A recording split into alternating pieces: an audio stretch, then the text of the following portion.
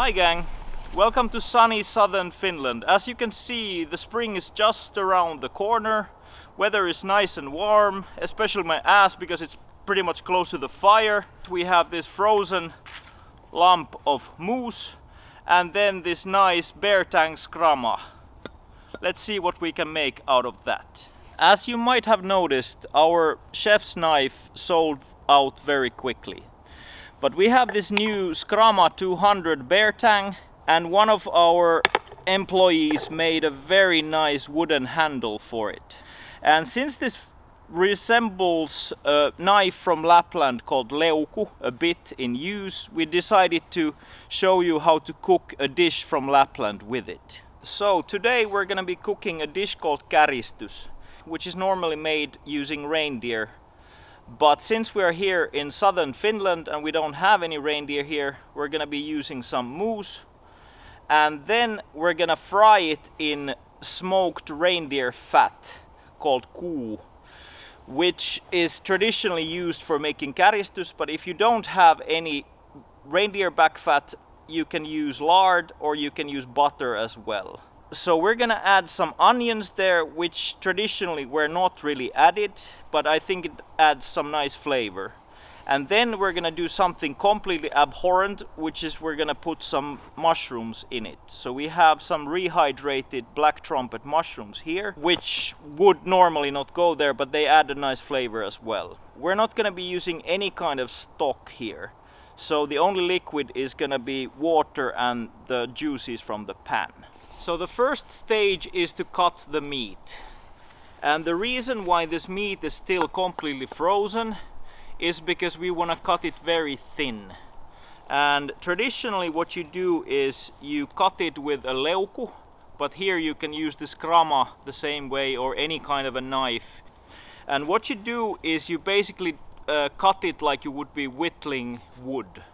So you make very thin shavings with the knife. If you haven't been doing much whittling, I suggest the slash-proof glove in this one. And also glove is nice to have because this is gonna be cold as hell. And since it's -7 outside here, I have to use a glove in this hand as well. But if you do it indoors, you don't need a glove here. So basically you can support it anywhere you want and start cutting. So very thin shavings. As thin as you can make is ideal. The meat you should be using here, it depends on how you're gonna cook it. So if you're only gonna fry it on a pan, you can use things like fillets and tender cuts. But since we're gonna cook it low and slow in the pot afterwards, we're gonna use a very tough cut of meat. You should be using a very lean meat. So if you don't have reindeer or moose, you can use white-tailed deer, you can use hare, you can use beaver. I've made this from beaver as well. It turns out very nice. But don't use any fatty meat like pork because it doesn't really work that well. So we have cut all the meat and the next thing that we're gonna do is fry them. The word käristys is a bit tricky to translate, but it roughly means to fry in a fairly violent way until the thing is blistered and almost burned. So we're gonna make it rather brown, and what we're gonna use for frying is smoked reindeer back fat. If your local store doesn't have this, you can use lard or butter, as I said earlier. And just put some on the pan and then melt it, and then we're gonna put the meat on it.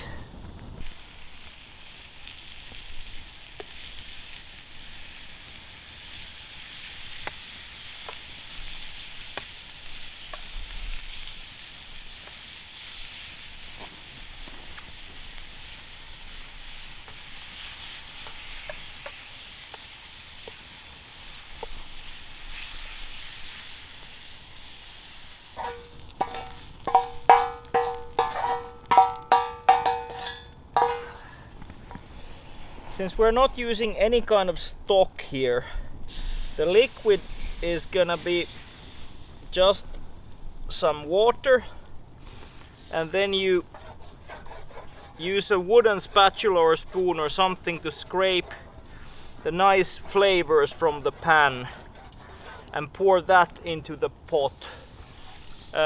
Remember that this is not gonna be soup or a stew, so don't put too much liquid. It's not supposed to swim in it, just enough that you get the nice sauce. So next we're gonna cut some onion to go into the pot.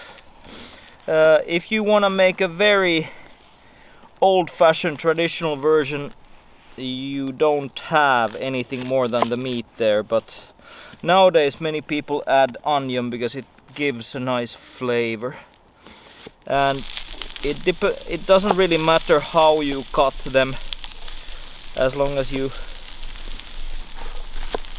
make a sort of rough cuts. It's a bit tricky to do it with gloves, but it's -7, so it's nice to have some warm.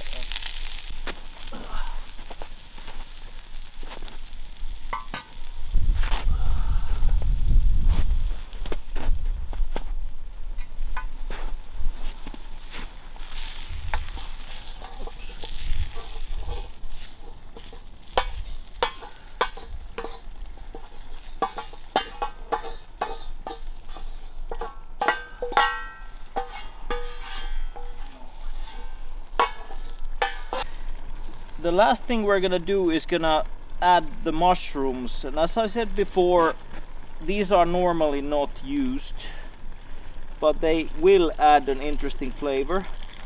These were first dried and then rehydrated, so the liquid can be used to add some nice taste to it. Black trumpet mushroom has a really nice earthy flavor. These are often quite tricky to find, but when you find them, there's usually plentiful. Quite often, if you order this dish in a restaurant, it's nowadays served with mashed potatoes, which is not the original thing. It probably was eaten with turnips before the potatoes came to Finland, or just as it is. But we're gonna make mashed potatoes, but in a bit different way. So we're gonna ember cook the potatoes, which is gonna be a bit exciting because it's so cold that as soon as we get the embers, they tend to die. So we're gonna see how this is gonna work out. But if you're cooking this in the more warmer climate, then it works brilliantly, but this frost kind of makes it a bit tricky, but we'll see how it turns out. Okay, now we're gonna check if the potatoes are edible or burned to death.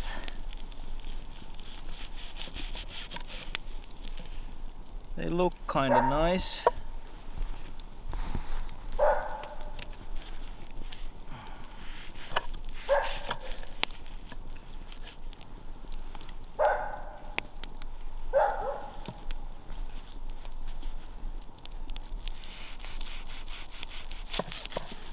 Doesn't really matter if you get some of the burnt stuff into the mash. Burnt is a flavor, which is not bad at all.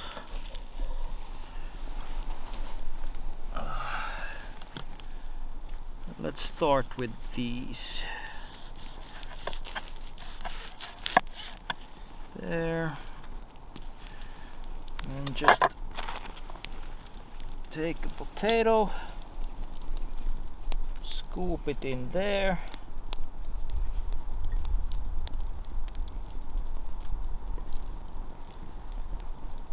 As you can see, these are quite nicely cooked.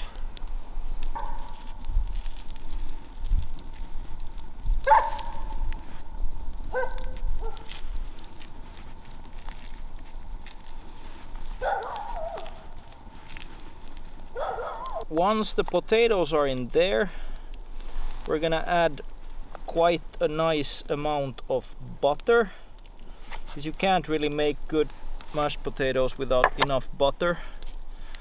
And then you can use milk or cream. I usually put cream. And then just mash it to see how it goes, and add more cream and butter if needed.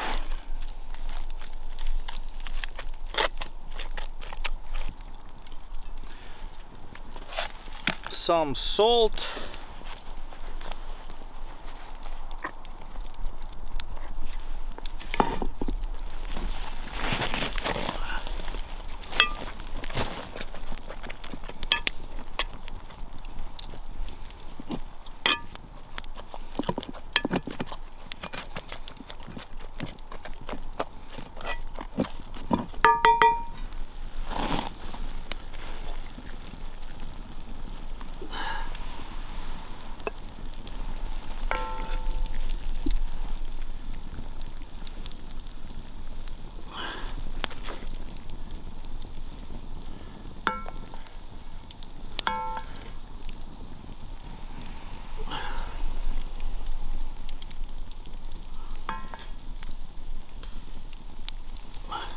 So that's it, food is done, smells fantastic, and we're gonna start eating.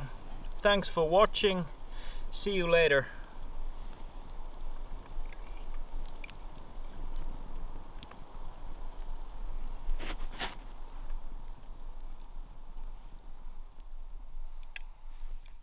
Saatana, tää on vaikea keskittyä kun perse palaa. No. Joo.